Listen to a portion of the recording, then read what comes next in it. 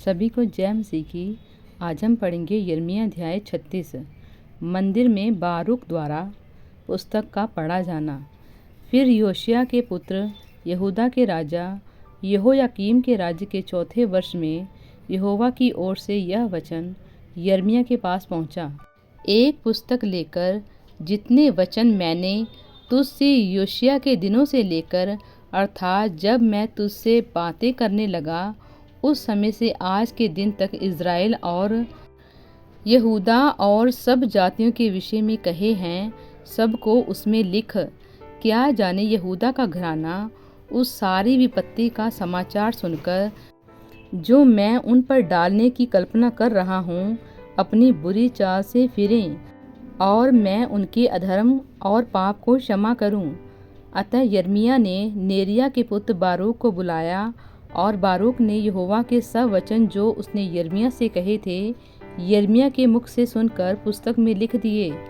फिर यिर्मयाह ने बारूक को आज्ञा दी और कहा, मैं तो बंधा हुआ हूँ, मैं यहोवा के भवन में नहीं जा सकता।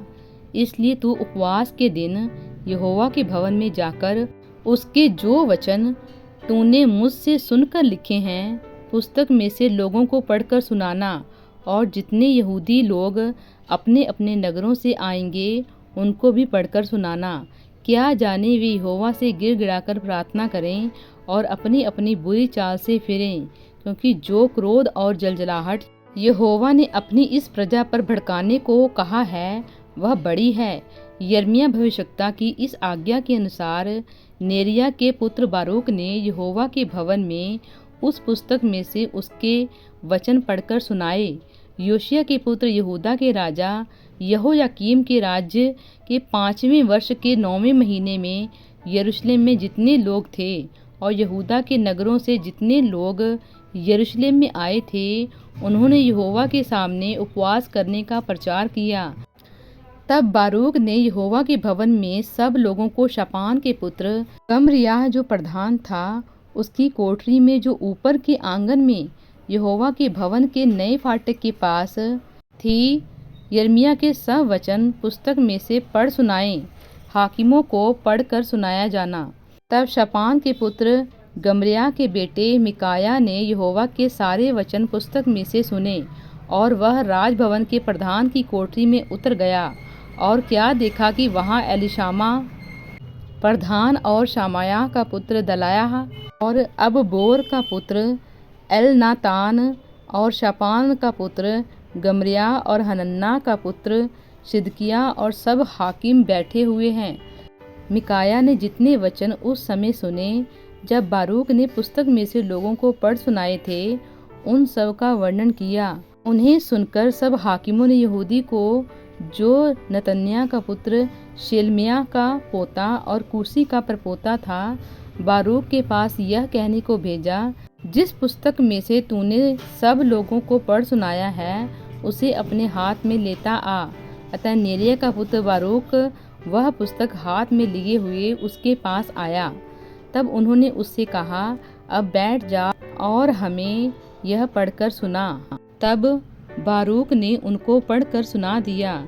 जब वे उन सब वचनों को सुन चुके तब थरथराहट हुए एक दूसरे को देखने लगे, और उन्होंने बारूक से कहा, हम निश्चय राजा से इन सब वचनों का वर्णन करेंगे। फिर उन्होंने बारूक से कहा, हमसे क्या है, क्या तूने ये सब वचन उसके मुख से सुनकर लिखे? बारूक ने उनसे कहा, वह ये सब वचन अपने मुख से मुझे सुनाता गया और मैं उन्हें पुस्तक में स्याही से लिखता गया।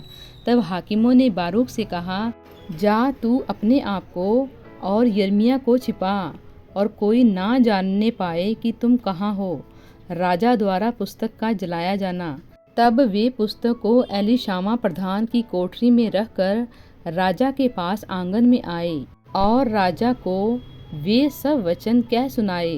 तब राजा ने यहूदी को पुस्तक ले आने के लिए भेजा।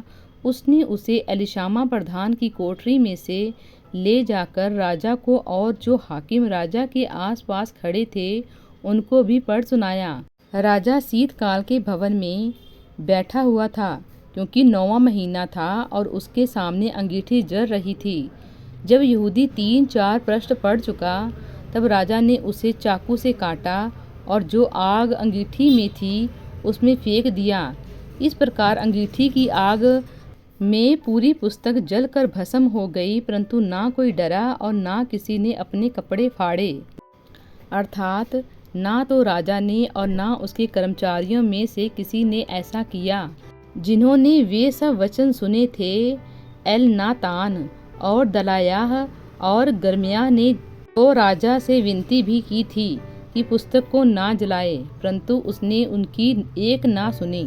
राजा ने राजपुत्र यिरहमेल को और अर्जियल के पुत्र सराया को और अब्देल के पुत्र शेलेमिया को आज्ञा दी कि बारूक लेखक और यिर्मयाह भविष्यद्वक्ता को पकड़ ले, परंतु यहोवा ने उनको छिपा रखा।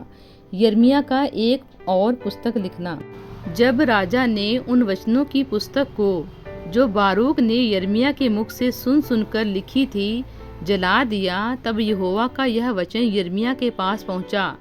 फिर एक और पुस्तक लेकर उसमें यहूदा के राजा यहोयाकीम की जलाई हुई पहली पुस्तक के सब वचन लिख दे और यहूदा के राजा यहोयाकीम के विषय में यह कह, यहोवा यूँ कहता है, तूने उस पुस्तक को यह कहकर जला दिया कि तूने उसमें यह क्यों लिखा है कि बेबीलोन का राजा निश्चय आकर इस देश का नाश करेगा और उसमें ना तो मनुष्य को छोड़ेगा और ना पशु को। इसलिए यहोवा यहूदा के राजा यहोयाकीम के विषय में यूँ कहता है, उसका कोई दाऊद की गद्दी पर विराजमान ना रहेगा और उसका शव ऐसा फेंक दिया जाएगा कि दिन को धूप में और रात को पाले में पड़ा रहेगा।